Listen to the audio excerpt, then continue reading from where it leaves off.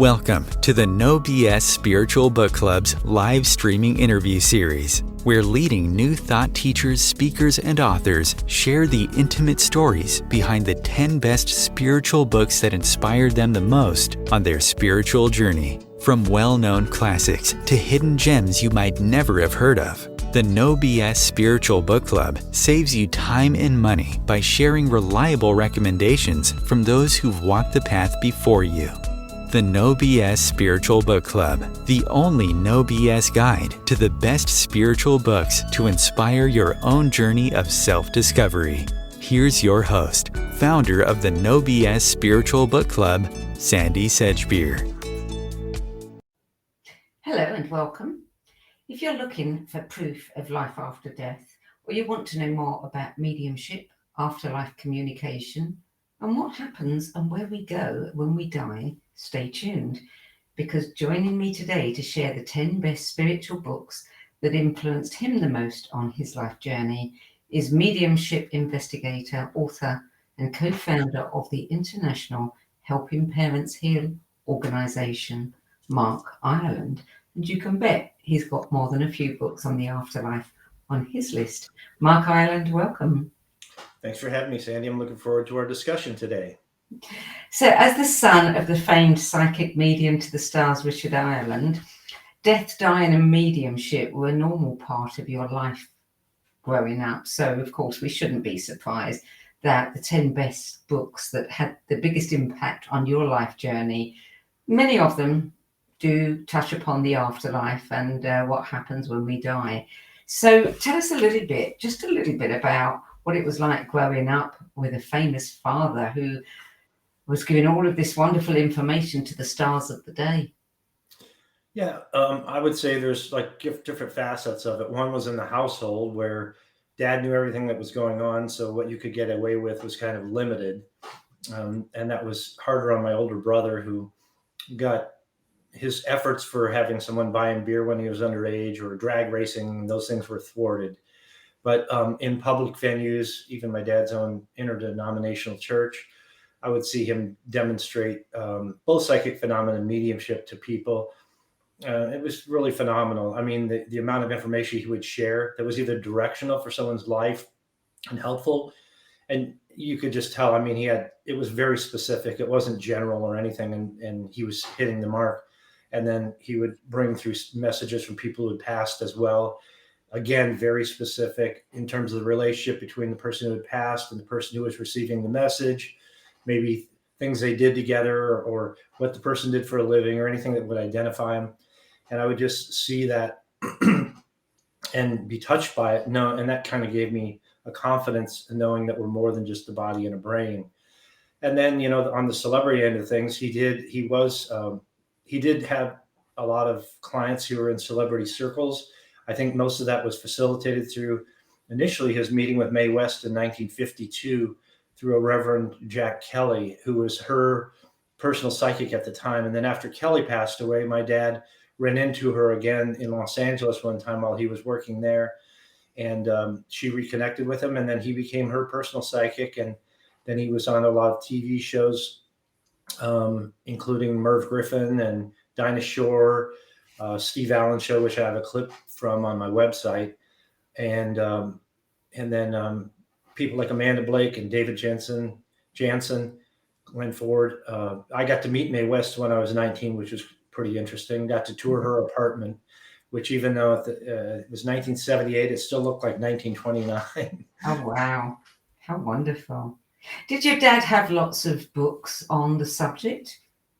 He did. And my uncle too. He and my uncle were kind of two peas in a pod when it came to this whole field, and they were both very gifted. But yeah, there were a lot of books that kind of trickled down to me over the years, many of which I haven't read yet. I need to, but some of them go way back. But most of the ones on my list, all of the ones on my list are ones that I personally selected or were referred to me by someone that I trusted and thought, yeah, this is a good one to read for what I'm interested in right now.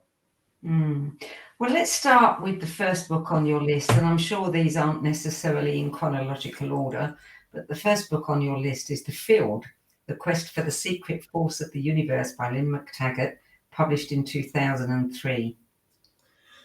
Yeah, so the timing of this book was pretty interesting because my youngest son Brandon had just passed in early 2004. This book was so it was fairly new, and I was really investigating the whole field of mediumship, psychic phenomena, and other forms of evidence for life after death.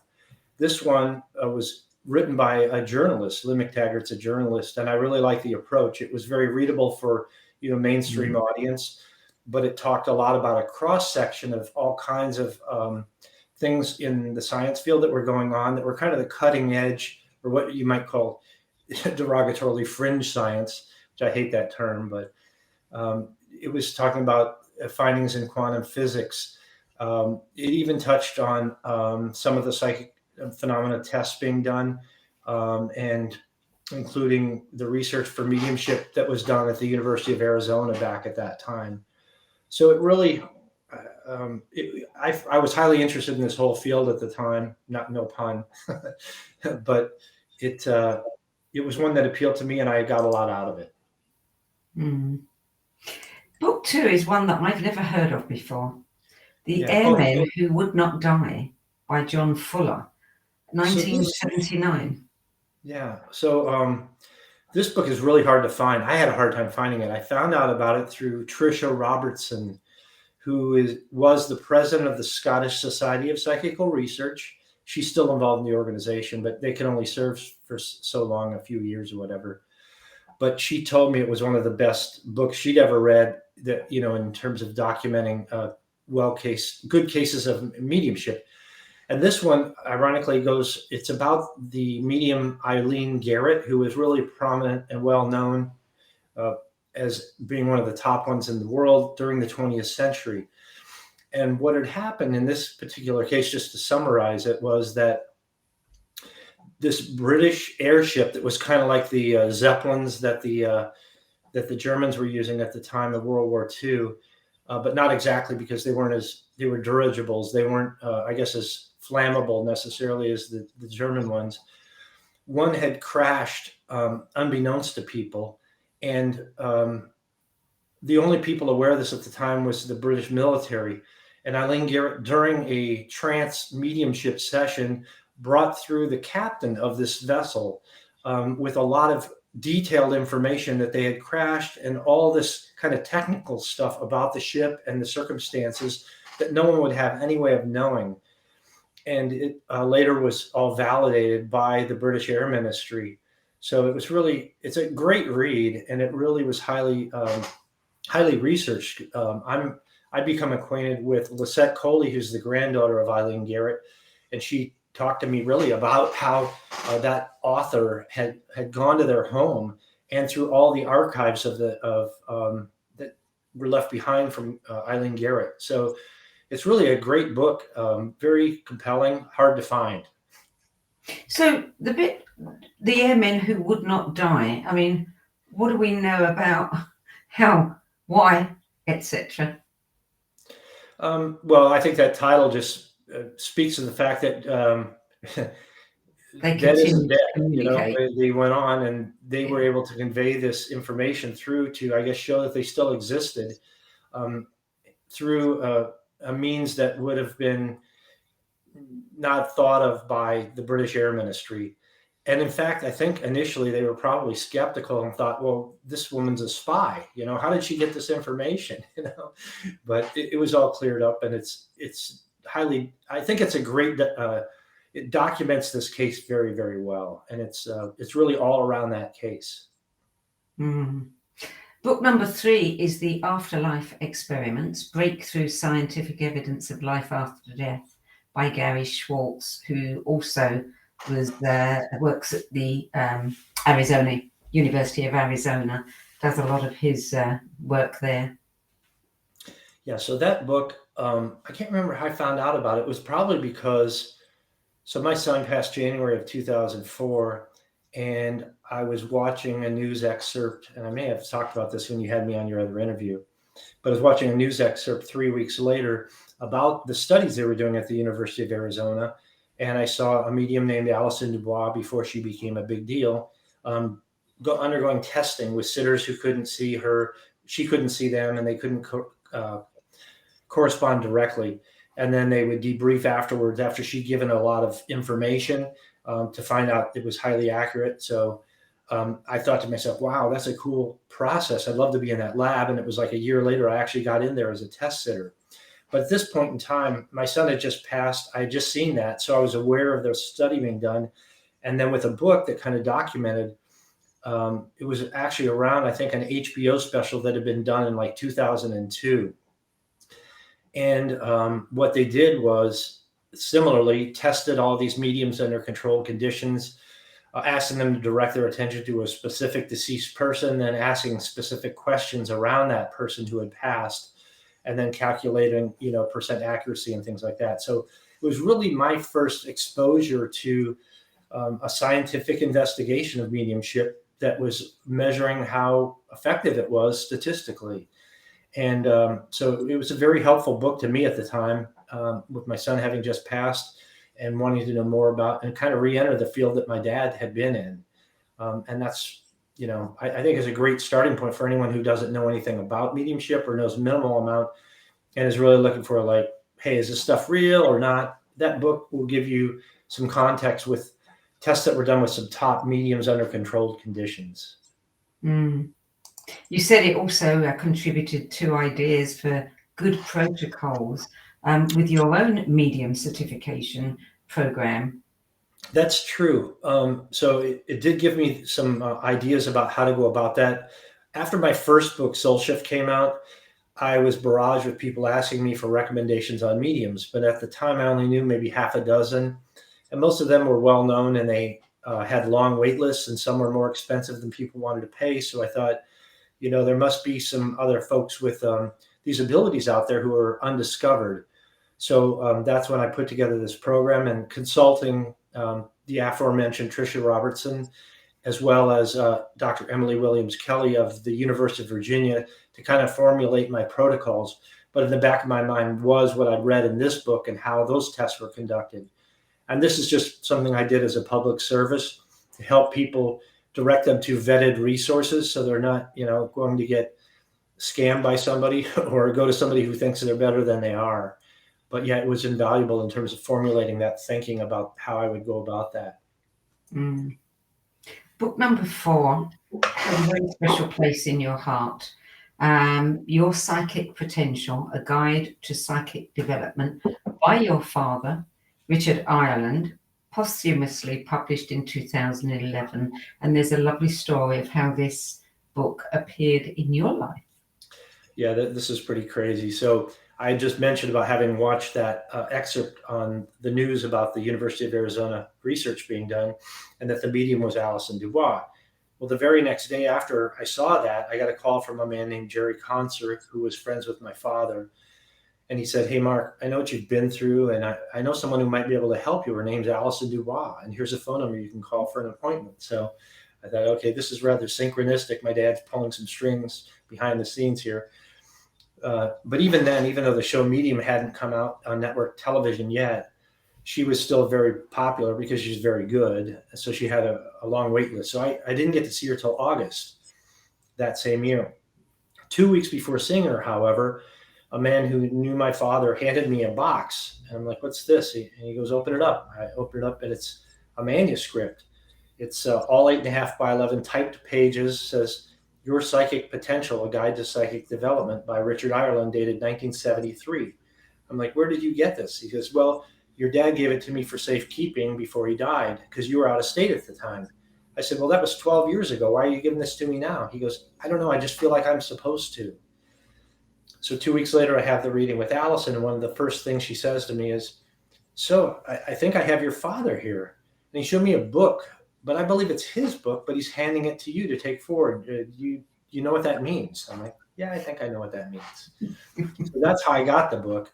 And then I was able to, within a reasonable number of years, get it published, and it's out now and available. But I think, growing up with a father like that, you see what he does, you experience it, but you don't really think about what's it like for him? What's his experience? How did he develop that? How does one develop those abilities? So it gave me a lot more insight into that. And what I also found out was this book was actually put together he was doing workshops at the time in the late 60s, early 70s, teaching people how to work on developing their own psychic abilities. And so through the course of these workshops, he had somebody sit there that was like a ghostwriter, writing down notes about everything my dad was teaching. So my dad's just basically verbally sharing everything and illustrating on boards and things. And then they were doing tests and experiments. And so it was all just kind of gathered together from the workshops that he had done. But I think it really expanded my understanding of what his experience was like and what really goes into it. If you want to, take that to another level, or if you want to develop, whether it's at a basic level of intuition or all the way up to being, a medium. Was this hereditary? Was your grandfather or any of your grandparents, were they psychic? Are you psychic? It is hereditary. Dr. Julie Beischel, who runs Windbridge Research Institute and studies mediums, as others have figured out, it does run in family lines. So it must be genetic to some degree, or there's some other reason, whether it's socialized into you or whatever. But the farthest back I'm aware of is my father's grandmother read tea leaves. So she'd be my great grandmother on my dad's side. His mother was a trance medium. After he got into psychic phenomena mediumship, she later got interested in it and then developed these abilities herself.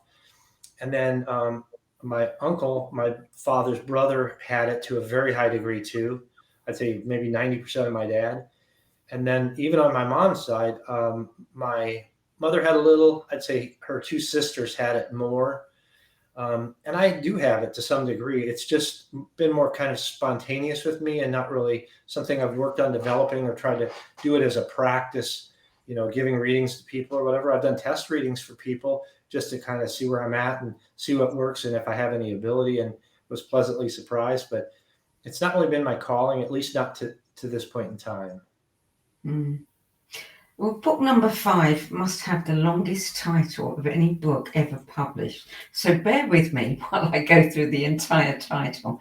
It's called Best Evidence, an investigative reporter's 3-year quest to uncover the best scientific evidence for ESP, psychokinesis, mental healing, ghosts and poltergeists, dowsing mediums, NDEs, reincarnation, and other impossible phenomena that refuse to disappear. And the investigative reporter is Michael Schmicker, and this was published in 2001. Are you seeing a theme develop here? So I've actually had contact with Michael. He lives in Hawaii, so maybe I'll meet him face to face next time. I actually know a couple other people in the field of this field of interest and authors who live there. So I'm going to be going there in March, so maybe I'll connect with him in person. But this was another one. I actually heard him on a podcast, and then I bought the book to dig deeper. But again, kind of like the field, this covered a wide range of information.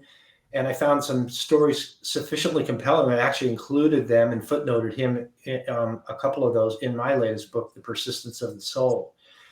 One, I'm trying to remember the specifics of it, but it involved a son whose father had died. And then after the father had died, came to him in a way, conveying to him that he had, the will had been modified. His will had been modified, and he should look in a jacket. So the person, the son, apparently had gone to find dad's jacket or whatever, and then sewn inside of it was a small Bible, and inside that was an update to a will. So that's just one example. There's a lot more detail to it than that, and that really validates it. So there's a lot of different stories like this. Some involve, what that would be called an ADC, or after-death communication. Others would involve other types of phenomena, near-death experience phenomena and mediumship and so forth. But again, it was really interesting. It was a cross-section of different types of stories and evidence that we go on after our body dies. Yeah. And he certainly did an awful lot of research. He was reading 140 books, from the 1894 classic ghost study, Phantasms of the Living, to a fascinating 1999 study of near-death and out-of-body experiences in the blind. Yeah, he's a lot like the other gentleman I was mentioning, Michael Tim, who's read a great deal about all this research going way back and knows it in an encyclopedic way. Has written a number of books. So yeah, I give him credit for that. I don't have the time or patience for that. So I'm glad somebody's willing to do it. Okay, so book number 6, We Don't Die, George Anderson's Conversations with the Other Side by Joel Martin and Patricia Romanowski, 1988. So I bought this book because I had talked to two sets of parents who were kind of in the same boat as me. They'd had a child pass, and they'd actually had a reading from George Anderson. The first one, we got to be really good friends with them, but they said it was almost like talking directly to their son. It was just beyond anything they'd ever experienced. So I was really impressed with that and curious. And then the other one's kind of an interesting story. I was invited to go to, my wife and I were invited to a woman's house. She had her son had passed not too long before that, and she had gone to George Anderson for a reading. And anyhow, she was highly complimentary. She says, I have a recording of it if you'd like to hear it later. I'm like, yeah, sure, that would be fine. So here's one of those instances where my kind of psychic thing comes through. She says, the one thing that I can accept that my son goes on and everything else. It's just so hard knowing I'm never going to see him again in this life. And for some reason, I just had this idea pop into my mind. And I said, well, don't think of it like he's gone. Just think of it like he's far away, like he's in Australia or something. She said, that's exactly what George Anderson told me. Think of it like he's in Australia. So anyhow, that was interesting. But because of these accounts that I got from these parents, I thought, I want to read this book. And it was really interesting. It was, again, a journalistic approach from a radio personality who had George Anderson on the show repeatedly. So it's a recounting of all these stories of people would call in, and then he would give them messages. And apparently these were highly specific, phenomenal things. People were deeply touched. So it's a credible book, and it's just basically recounting, this person's observation of these experiences over many years of this radio call-in show. And it, for me, reiterated that he is or was one of the very best mediums in the United States. I actually got to meet him a few years ago because he came to a conference that we hosted. So anyhow, that's the summation of that book. So book number 7, The God Theory, Universes, 0-Point Fields, and What's Behind It All by Bernard Heich, PhD, published in 2009. I'm actually watching a YouTube video of an interview with him right now. He has a new book out. I haven't read that yet, but he and his partner or co-author were on and interviewed. I'm only about 10 minutes into it, but it was interesting because I read this book before speaking to a group in the San Francisco Bay Area at an organization called Foundation for Mind Being Research. And when I went there to talk, there was probably, 60 to 100 people there. And near the front was Russell Targ and Bernard Heich in my audience. I'm like, gulp. So knowing this guy's a physicist, and Russell Targ, was involved in the Stanford Research Institute and all the remote viewing stuff, I'm like, I feel like, am I qualified for this? But it went really well, and they asked some good questions. But this particular book interested me because it kind of got into more the quantum realm, quantum science, quantum physics area, which interests me because it's one of the areas in science that, to me, we don't have exact explanations for how everything works yet, but to me, it poses some interesting questions that really made me think like, well, that's one avenue you could take to maybe potentially get answers for how to link spirit and the physical world, or how this stuff all works. And two points in particular are the observer effect, which I don't know if you're aware of that, but it's basically been proven through repeated studies that mind affects matter. If you just boil it all down, mind affects matter and how it manifests. And the other, which is equally and maybe more intriguing to me, is the feature called entanglement that's been and that essentially, kind of in a nutshell, in a layman's terms, two particles that have ever come into contact in a special way can be separated apart as far as the opposite ends of the universe, and whatever happens in one is still instantaneously affected in the other, or reflected in the other. Which now, if you think about our known physical universe, if you were to traverse that at the speed of light, which is 186,000 miles per second, it would take 20 billion years. So those two things don't seem to jive. So what it tells me is that there's something beyond our realm, whether it's a oneness, another dimension, or whatever it is, the 0 point field. There's some way that those two things can communicate instantaneously. And somehow I think, psychic phenomena, mediumship, of these things are tied into that as well.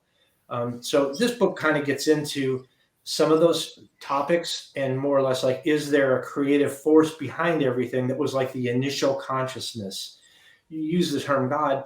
Some people are turned off by that term, but I think you could say source or whatever you want, but was there a consciousness, a primordial consciousness? And if so, how did things develop?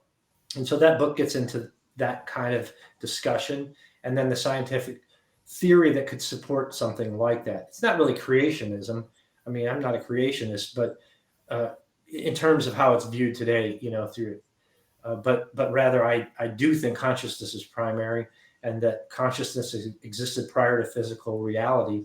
So that's why that book interested me. I'm actually interviewing Bernard Haish and his partner about his new book in a few weeks' time for our other show, What Is Going On, which you've been on. So I'm going to say hi and see if he remembers me talking at the FMBR 10 years ago. I will.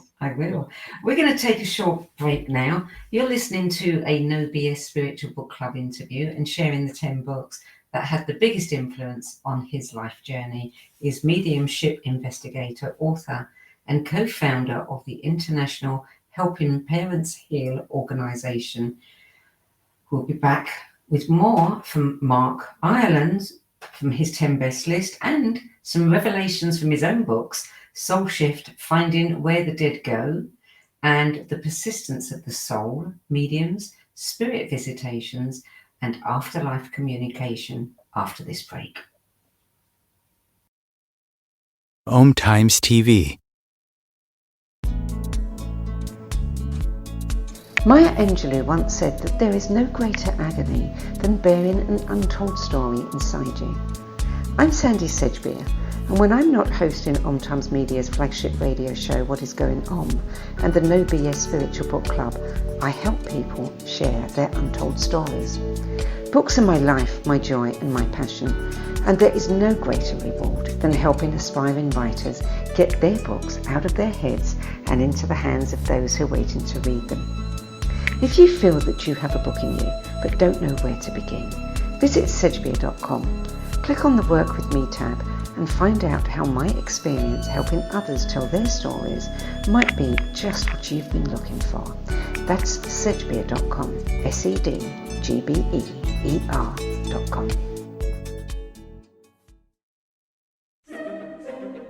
Imagine becoming a super influencer. Reinvent yourself, invest in your brand, and then manifest your success with a robust spheric approach. Om Times Media and Broadcasting offers a unique and multifaceted way to become the spiritual and conscious influencer you deserve to be by putting your message across our powerful platform with its proven record of integrity and excellence. Through our produced shows, Om Times offers the opportunity to become a social media TV personality, a radio show host, an Om Times magazine columnist, and a syndicated podcaster, all in one shot.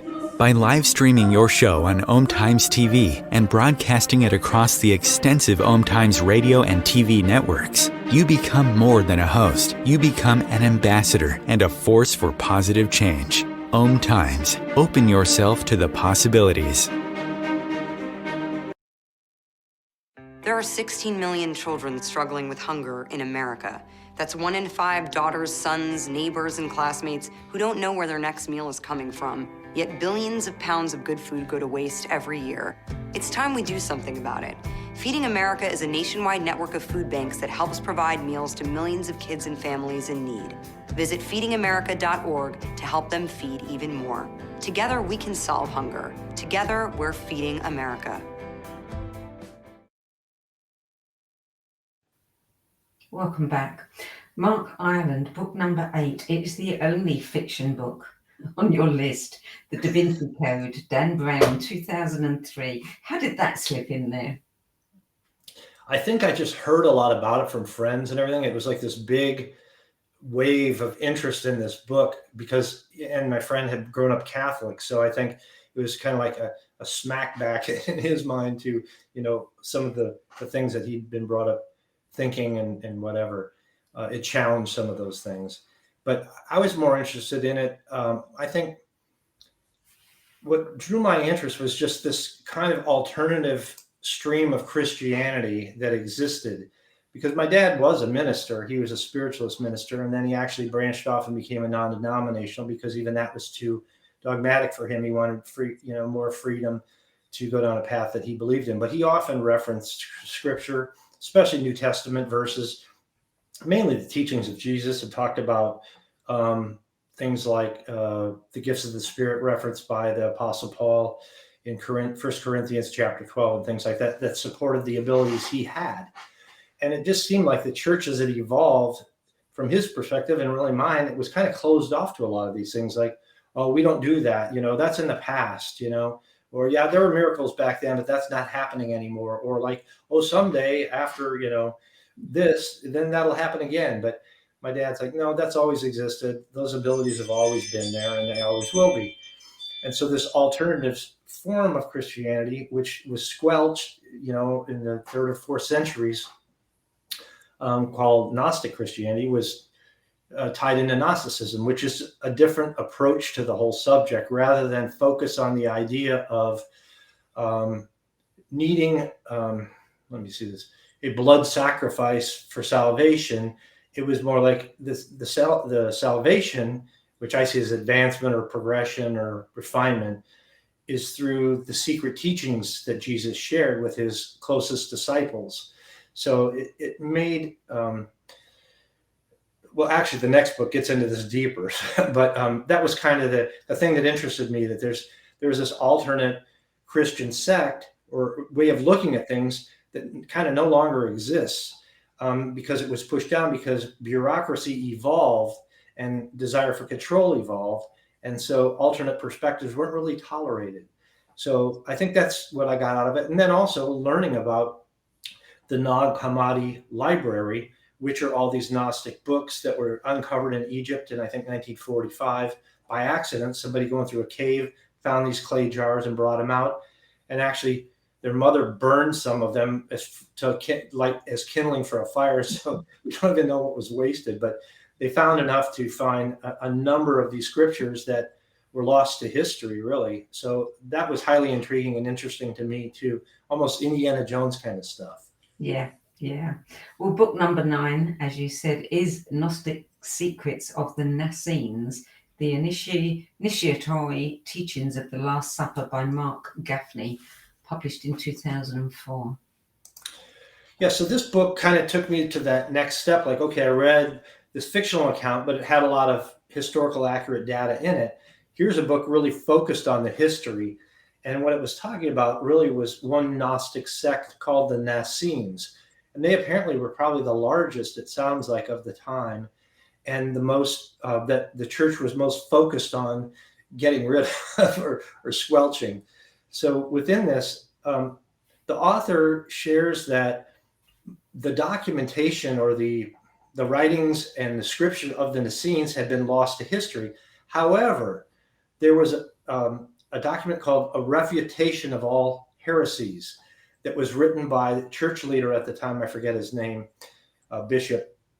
But this refutation actually did a favor to preserving the history because he included quotes from it, and then I guess most of the entire main content of their teachings and their understanding and all about them.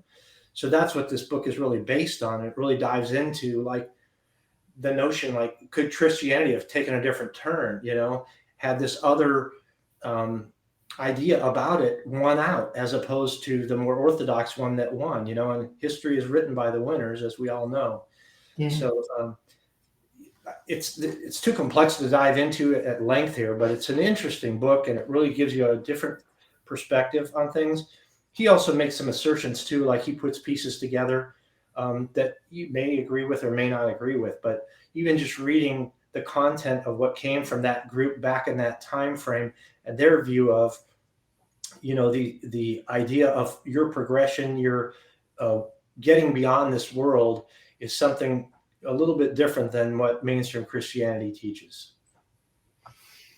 Indeed. Book number 10, The Sins of Scripture, Exposing the Bible's Text of Hate to Reveal the God of Love, by Bishop John Shelby Spong, 2006.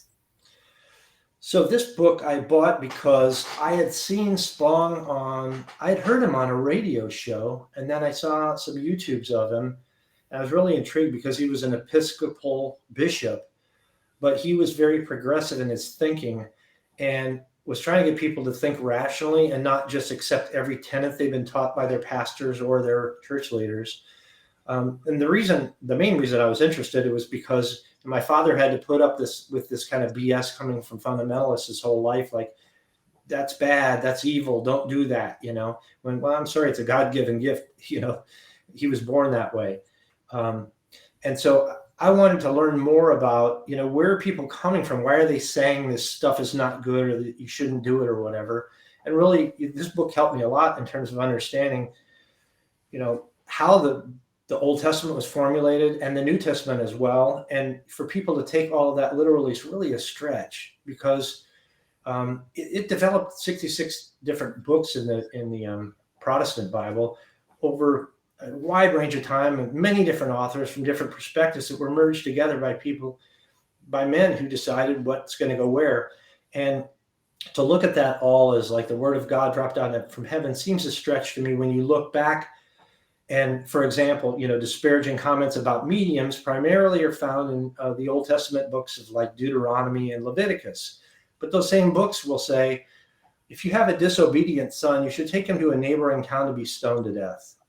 Or adulterers should be stoned. Or if you've touched the skin of a pig, you need to be stoned to death.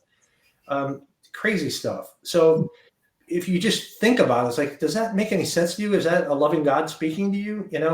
So I wanted more ammunition, I guess, to talk back to that group of people who were throwing rocks or stones at my father or this field in general, because I'm like, the whole, I think, spirituality came from people having spiritual experiences. Religion evolved from that. But then what got intertwined in it was humans' desire for control and to put things together they want them to be and to regulate people and their behavior and their thinking. So that's why I read that book. And Spong was really kind of revolutionary. He kind of followed in the footsteps of, I'm trying to think of another bishop, Bishop Pike, back in the 60s. And Pike, his son, took his own life. And then Pike started having all these spiritual experiences. And he put out a book in 1968 called The Other Side, documenting all this. So he was also attacked by people saying, oh, that's the work of the devil, you've been fooled, and so forth. So he refuted that. And so I found Spong's work very helpful toward that end, and it really helped me shape one of the chapters in my book, The Persistence of the Soul, that's focused on religion, history, and these phenomena, really to say, hey, you might want to take another look at this and just not accept what your pastors told you in a Reader's Digest version, because most of the people that say this have either heard this from somebody else or their pastor, or it's just been ignored. They don't know anything about it, and they never really read all of Scripture. They just know little blurbs that they've been taught. Of all the books, all the 10 books that we've discussed here, if somebody came to you and said, look, I'm really new to this, but I do want to explore after-death communication, whatever, mediumship, which one of these books would you recommend for somebody starting out? Oh, probably the Afterlife Experiments. That's a good one. It's focused on mediumship. It doesn't get into the other areas of evidence like near-death experience, but it's really well done. It's very readable, and it shows the process by which this research was done and the kind of evidence that was provided. Mm-hmm. Well, you're a mediumship investigator, and you have this organization that kind of has a protocol to be able to vet and recommend mediums. Has your father come through to you from any of these mediums that you've met or investigated? Quite often. Quite often. Yeah, all the time. Does it become a bit old hat now? Yeah, it's fine. I enjoy it, and my son too. And that's really touching to me when my son touches in. I'll give you an example. It was just probably a month and a half, 2 months ago. I was in the Phoenix area where you spend some time, and I was visiting with one medium that I know, Michelle Clare, and another one I did know, Farrah Gibson. And I'd heard great things about Farrah. So we agreed to get together for dinner. So we're just sitting down having a pre-dinner drink and chatting. And then somehow I broke into talking about Brandon, that he played bass guitar, the one you see in the middle of that blue one. And then all of a sudden she goes, "Well, he's here. He said that his new one had an extra string." I'm like, "Oh yeah, that's true." So this was his first bass. It's a 4-string bass. But his last birthday before he passed, which was in October, and he passed in January, we got him a new bass, and it was a 5-string bass. So that was kind of interesting. And then on the heels of that, she said, "He's also showing me you like taking the strings off a guitar. Like, are you restringing a guitar?" Well, just 1 day prior or 2 days prior, I had been in Prescott, Arizona, visiting another friend, and she and I went on a hike, and then we were walking around downtown, and she took me into a music store. And she asked the guy there, says, "Do you restring guitars?" And he says, "Oh, yeah." And she goes, "Oh, I've got a Martin guitar that I bought. It's used, and I need to have it restrung." So I nudged her. I'm like, "You don't need to have them do that. I play guitar. I'll do that for you." So I buy her a set of strings. We go back. I take all the strings off her guitar and restring it.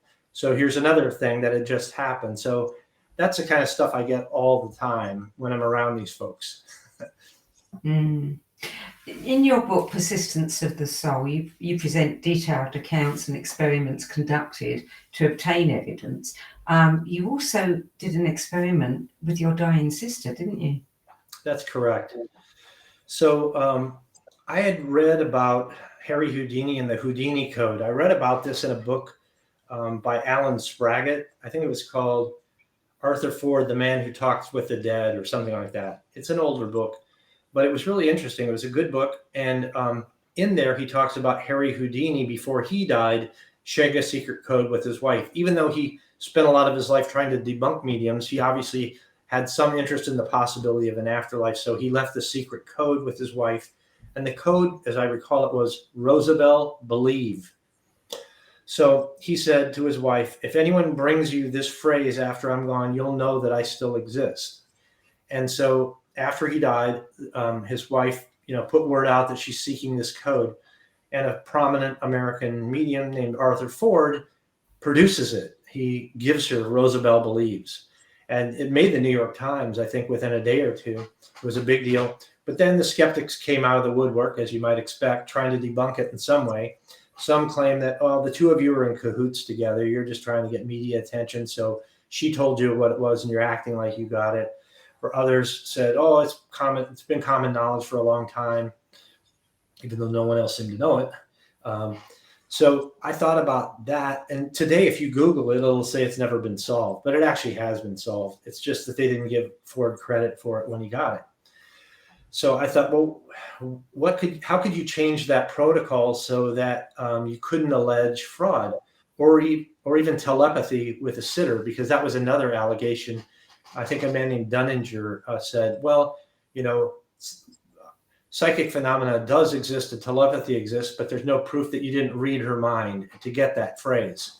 So I thought, okay, what if we took, and I'll talk to my sister about it. I said, would you like to do something that could help with your legacy and help other people who might be suffering from the passing of a loved one, to give them greater evidence that life goes on after death? She was all behind it. So I said, "Why don't we have you write a secret code or phrase on a piece of paper with no one around? You fold it, seal it, put it in an envelope, and seal the envelope. And then you'd initial the outside." And that's exactly what we did. So she did that about, I think, 2 weeks before she passed, a week or two before. And then we waited at least a month before soliciting responses from mediums. And we did kind of a wide reach out and I had a partner help me with it. It was Dr. Don Watson, a neuroscientist. that he had the credentials that I didn't have, to help make sure that we were doing everything the best way possible. And then we did gather all these responses back, and then we assessed them and put them together. And then eventually we opened up the envelope and revealed the content, which I'm not going to share right now because I'll kill the conclusion to that chapter for anyone who wants to read it. I will say that it was very interesting. I would portray it as positive, and I would also say we learned a lot. And I think that there's things that we learned that could be formulated into additional experiments of that type for anyone who would want to conduct one.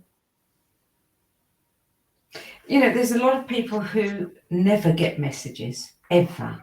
Why do you think that is? That sometimes, my own father-in-law gave me a phrase, and he said, if it's true what you believe, he said, I'll come back and I'll say this.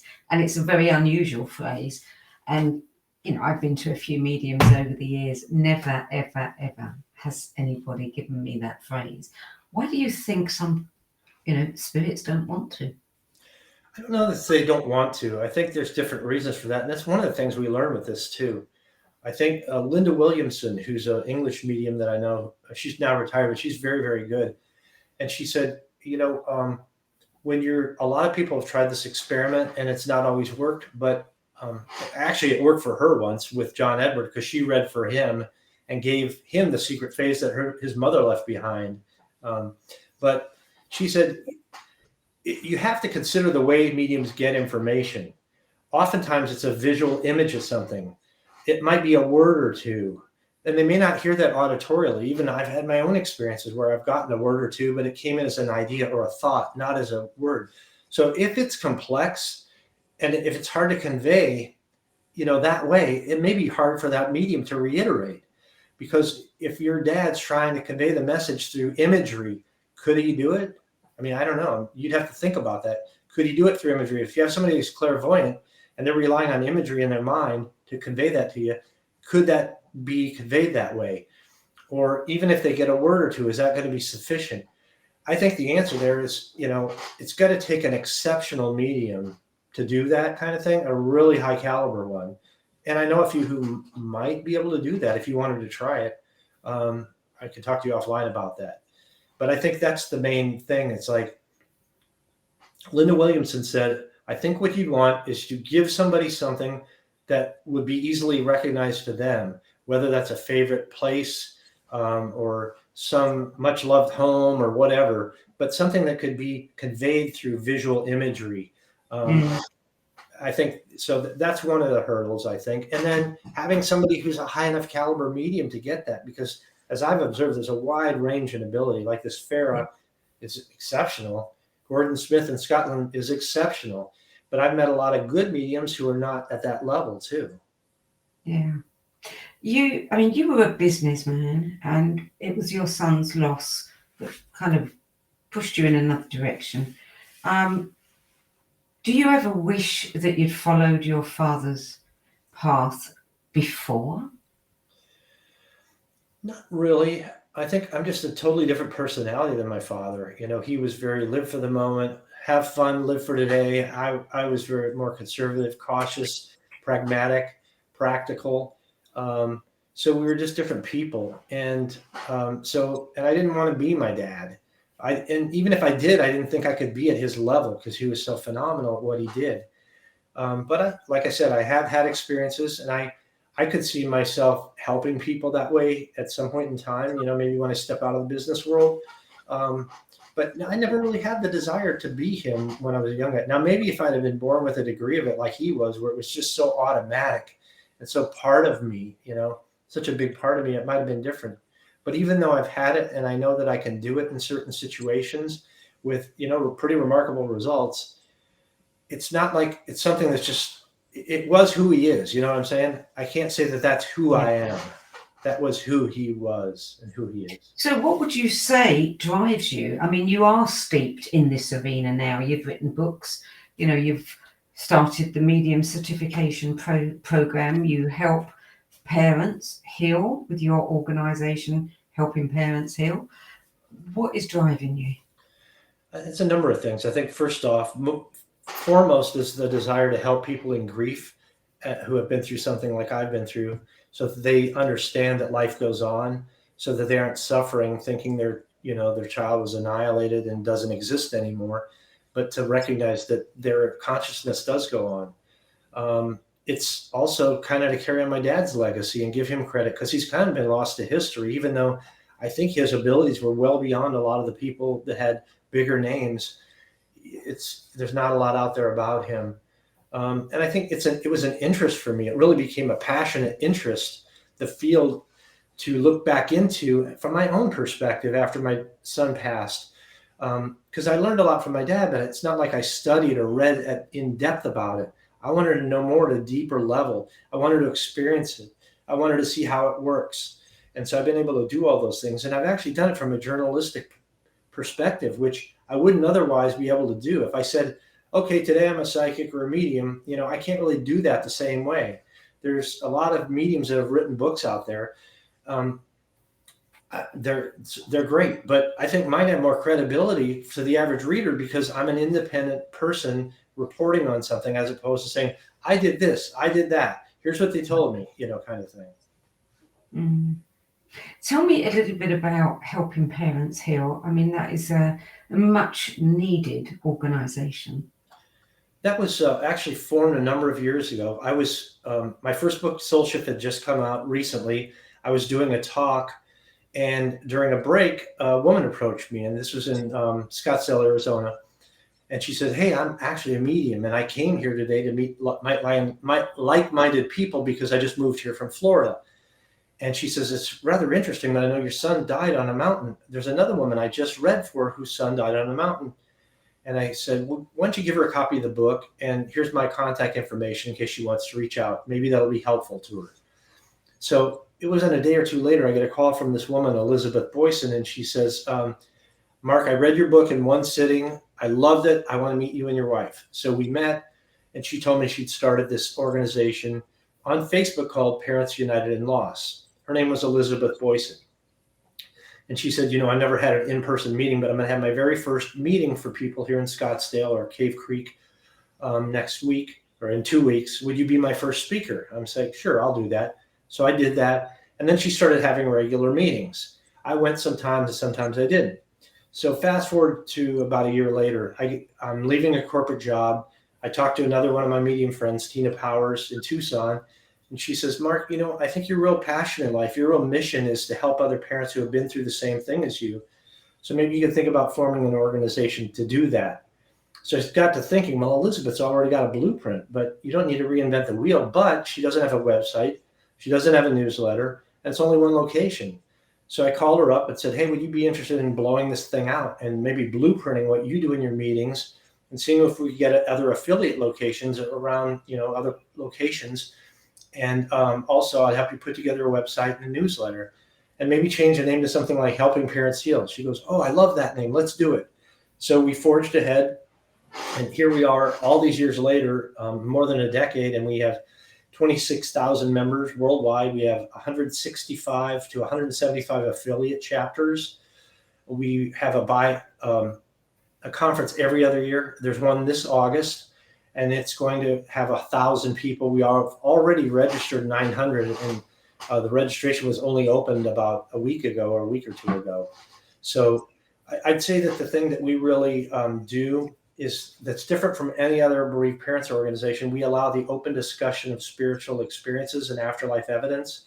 And that's a big missing piece from those others. And so I think that's really been the real reason for our rapid growth, is because it's really does help people heal. Mm-hmm. It does indeed. I've got a friend who has joined that organization and had enormous support from it. Enormous. Okay. So have you got any more books in the pipeline? I do, actually. So The Persistence of the Soul just came out, but I'm working on another one. It seems like it's taking a long time, but this one, at the direction of a literary agent in New York who works with John Holland, she said, I think your next book should be a book about for what it was like for you growing up with the father you had. So that's the mission. So I'm pulling together everything I can there. Although I've shared a lot of my content in the earlier books, there's still more. And then I'm also incorporating stories I've received from people from around the world who have written me over the last 15, 20 years with their accounts, many of which are just fascinating and really amazing. So I'm going to share those as well. So that's what's in the pipeline. Wonderful. Well, let me know and come back on what is going on. Great. I'll do that. Okay. Thanks for having me Mark today. Ireland, thank you so much for adding your 10 best list of spiritual books to the No BS Spiritual Book Club's library of recommendations. We really appreciate your contribution. Sure. I hope people enjoy them. I'm sure they will. Soul Shifts and the Persistence of the Soul, Medium Spirit Visitations and Afterlife Communication, published by Inner Traditions. For more information about Mark Ireland's books, events, his certified medium program, and helping parents heal, visit his website at markirelandauthor.com. This show is available as a free downloadable podcast on the Om Times website and on Spotify, iHeartRadio, and all the major podcast platforms. So if you prefer listening to viewing, do go and download it. That's it for this week. I'm Sandy Sedgbeer. I'll be back at the same time next week with another 10 Best interview for the No BS Spiritual Book Club. Till then, it's goodbye from me, and thank you again to Mark Ireland. Bye-bye.